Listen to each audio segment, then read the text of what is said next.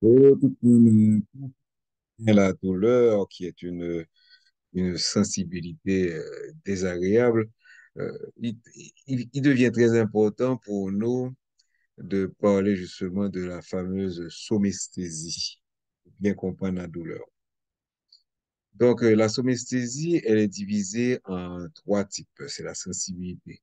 Elle est divisée en trois types. La sensibilité extérioceptive, la proprioceptive et l'interoceptive. Voyons chacune de ces sensibilités pour comprendre ça. Donc, la sensibilité extérioceptive, on appelle ça encore sensibilité superficielle. Elle est formée de deux parties. La sensibilité protopathique, qui est une sensibilité grossière et qui peut retransmettre un message de la douleur, on dit donc sensibilité nociceptive. Tandis que la sensibilité épicritique, c'est surtout le tact. Le toucher, c'est beaucoup plus faible, plus élaboré. Comme on dit, c'est essentiellement tactile. Et elle ne peut émettre elle-même de messages nociceptifs. C'est pour ça que quand vous avez une douleur et que vous stimulez la peau en regard de la douleur semble disparaître parce que justement, le tact ne peut pas devenir nociceptif. Ensuite, vous avez la fameuse sensibilité proprioceptive qui, elle,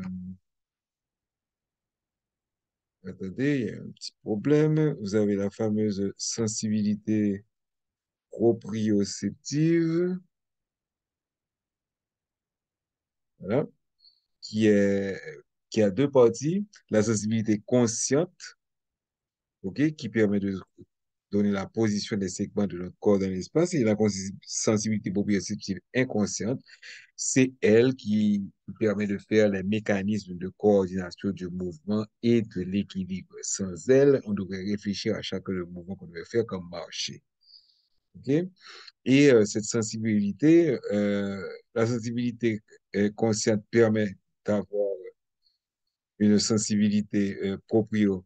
La sensibilité consciente permet d'avoir un message nociceptif.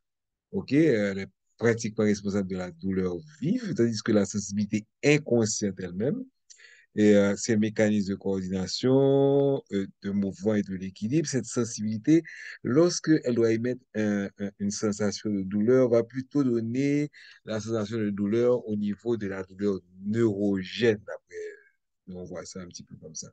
Parce que la sensibilité proprioceptive consciente, c'est lorsque le patient va sentir des choses qui ne se fait pas au niveau de l'articulation. Par exemple, lorsque l'a senti que puis a décollé ou bien l'a déboîté, puis le regarder, ouais, pas gagné. Mais quand il va avoir l'impression qu'il y a des craquements, et pourtant il fait mouvement devant, pas des craquements. Moi, je crois que c'est plutôt la sensibilité consciente proprioceptive qui va donner ce genre de choses-là, tandis que la sensibilité proprioceptive inconsciente va plutôt surtout nous donner des douleurs neurogènes dans lesquelles le patient va avoir des sensations de froid douloureux, et sensation d'aiguille, de brûlure, de piqûre d'aiguille. Donc ça, c'est pour moi, c'est l'explication de la douleur neurogène.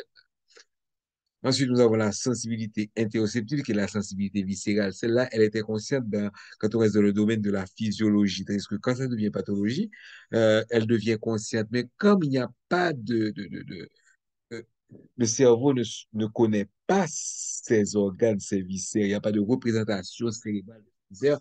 Lorsque la douleur se fait, la douleur ne va jamais se faire là où se fait la liaison. De préférence, on aura ce qu'on appelle les fameuses douleurs reportées, douleurs rapportées. On n'est pas encore euh, entièrement d'accord avec ce type de lésion viscérale. Voilà, c'était tout ce que j'avais à dire sur la somesthésie avec un petit rapport avec la douleur que l'on verra plus tard. Au revoir et à la prochaine diapositive.